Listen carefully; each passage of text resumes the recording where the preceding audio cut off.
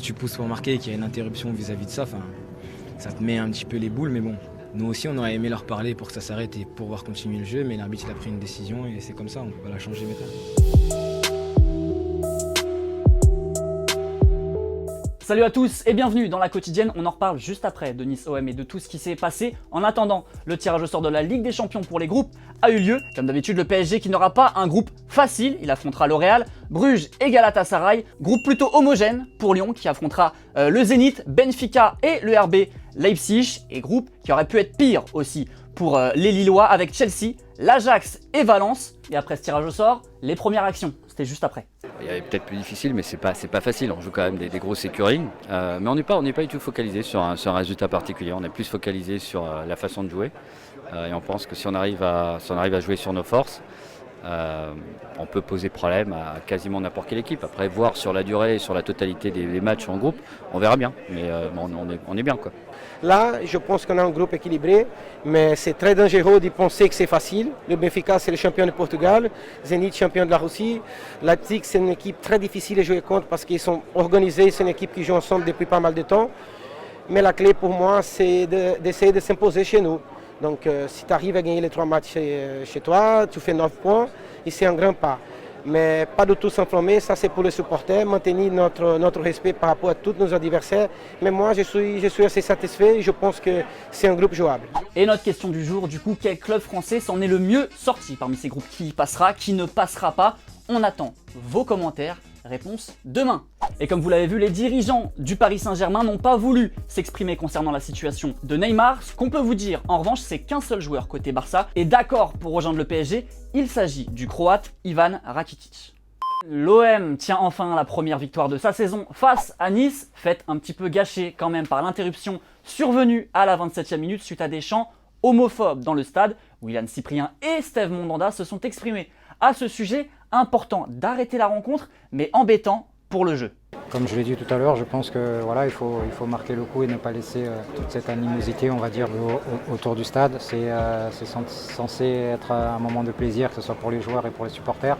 On est dans une situation où à chaque fois qu'il va y avoir ce genre de chants, on va être obligé d'arrêter les matchs, donc couper le spectacle. On n'a pas envie d'en arriver là, nous en tout cas, donc ça serait bien qu'ils s'assoient autour d'une table avec les supporters et qu'ils discutent.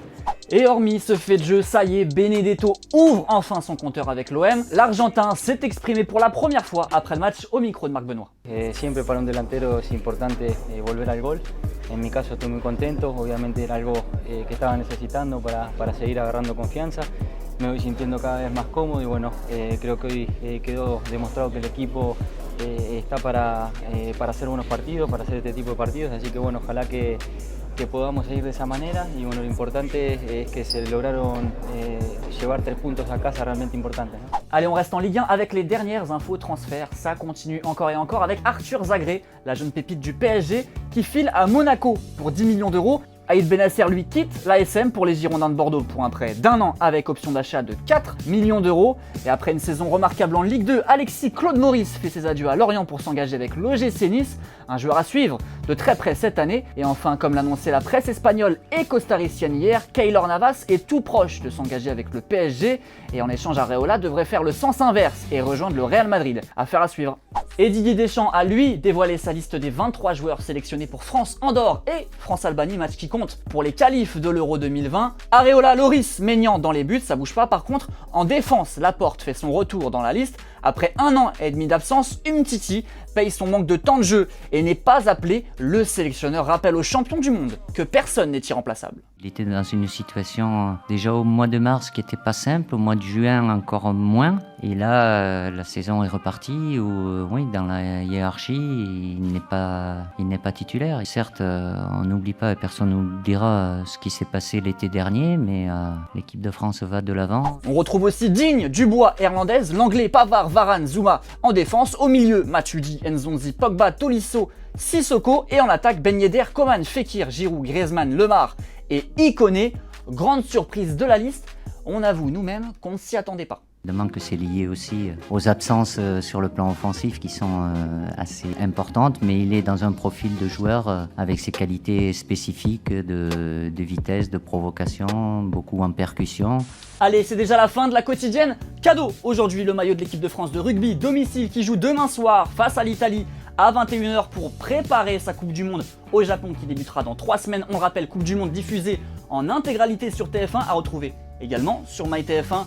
Pour les meilleurs moments, ce maillot est à gagner, il est réservé à tous les abonnés de la chaîne. Il faut liker aussi cette petite vidéo, tirage au sort dans la semaine. On se quitte comme d'habitude en images et en musique. Et surtout, on se dit à demain. Ciao.